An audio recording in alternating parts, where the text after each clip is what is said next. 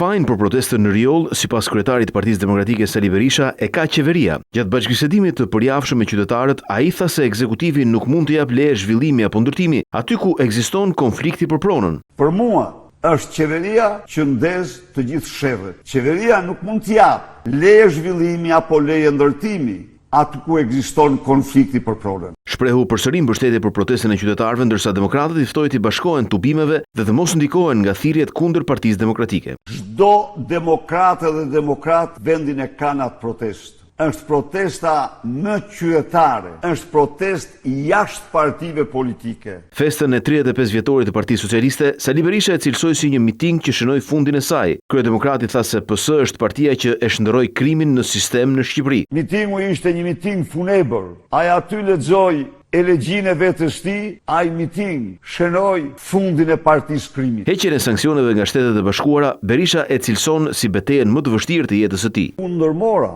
këtë betejë për të mbrojtur si dignitetin tim dhe dignitetin e atyre miliona shqiptarëve, të cilët kishin votuar Sali Berishën më shumë se çdo politikan tjetër të këtij vendi. Kryetari i Partisë Demokratike tha se së shpejti do të organizojë një udhëtim drejt Shteteve të Bashkuara për të takuar miqtë e tij dhe Shqipërisë. Në orët e pasdites, Berisha zhvilloi një takim në Cerrik me fermerët për të cilët tha se janë të pambështetur nga qeveria.